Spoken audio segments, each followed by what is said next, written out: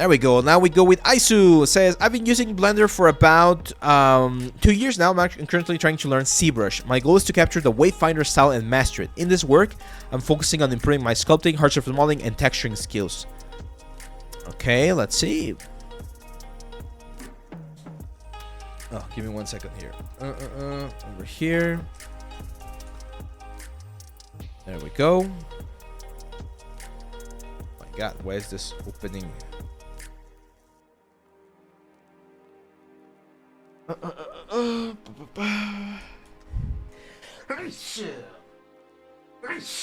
Oh my God. I'm gonna start with my allergies now. There we go. Yeah, this is nice. This is nice. In this project, I focused on improving my hard surface modeling. Yeah, this looks good. Nice.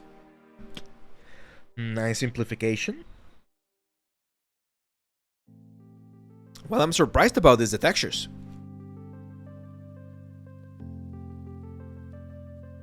And the reason why I'm... Oh, interesting. Interesting. I thought you were doing only diffuse, but no, you're doing diffuse and you're doing... Oh. You're doing diffuse and you're doing metals as well.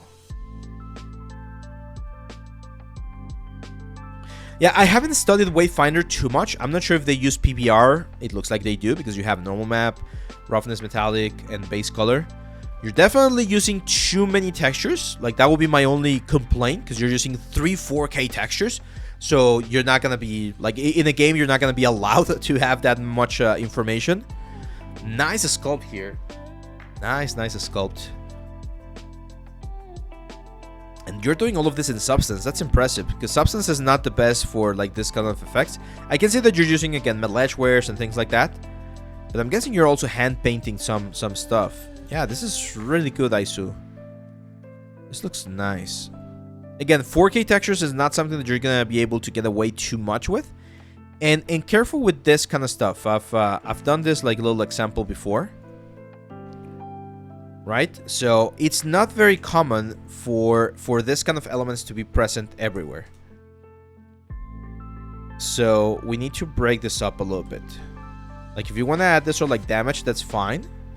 But not every single border is going to have damage. So we need to simplify it a little bit. Don't, this is very important, guys, and this is not, of course, only for Aysu, it's for everyone. Don't let the softwares do the work for you.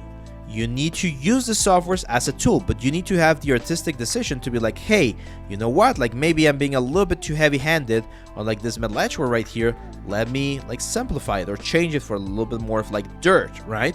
Because I would not expect to have metal edgeware on the inside like edges or inside borders. Okay, you need to be a little bit more in control or of where you have this kind of like elements. Yeah, and it's not just edgeware, guys. It's everywhere. Like, if I see something that's a little bit too heavy-handed on the procedural sort of thing, that's where things look weird. Like this little divot right there. If that divot is on the same like plane or light plane as everything else, it should be light. There should be a little bit more light hitting the divot. Maybe a little bit of shadow here and there, right? But it should be more light than dark. Because if you make it dark, or if you're gonna make it dark, make it really dark. Just don't let the procedural stuff take care of everything. And you can see the difference here. It's such a subtle difference, right? Like, it's a very, very subtle difference, but it really makes it look, or it really, I think, I hope I'm not right. You guys here in the chat, let me know if if this makes sense or not. But it changed the way we see things from like a procedural like approach to a more artistic approach, right? And it's just a small decisions, small little tweaks here and there, small artistic picks and artistic decisions that make something look a little bit more interesting. And this is the difference between an artist that uses the tools and an artist that depends on the tools. Yeah, I think that's the difference. Like, an artist that depends on the tools, he will just use the tools and the generators and all that kind of stuff to get the result. An artist that uses the tools can push it further from there, right? He'll get to a point thanks to the tools, and then he'll push it to the next level from there. Hope that makes sense. But yeah, Aysu, I think you nailed the style. You might want to learn a little bit more about hand-painted, like traditional hand-painted stuff. Hey, I remember that guy. That's from my old tutorials.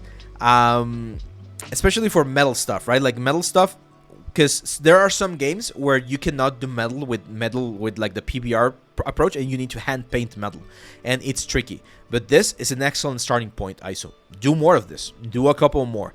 My advice is try to find concept arts that have not been done in game. That's another way to do a good variation for your portfolio. Let me just check here. How are we doing on... There we go. Our music is about to end, which marks our 2 hours. There you go.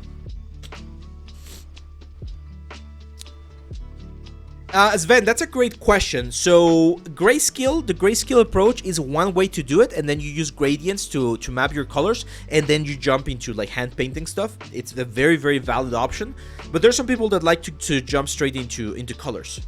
Like, just straight into colors, and it works perfectly fine. Eve, can you explain how to do wings for characters in games? I don't know how Pauline Seavers, but after it came to Maya for Itopo, I thought it was wrong. It depends. There are some characters, EM, where you're gonna have one-sided wings, and then you just do a two-sided material. And there's ones where you actually go through the wing, like both front and back, depending if you're gonna have different colors or textures. So I would start by doing a one-sided wing, and then if I need thickness, I'll just extrude that one. Or if you mean wings for like a birth, then yeah, it's usually like planes, like hair cards.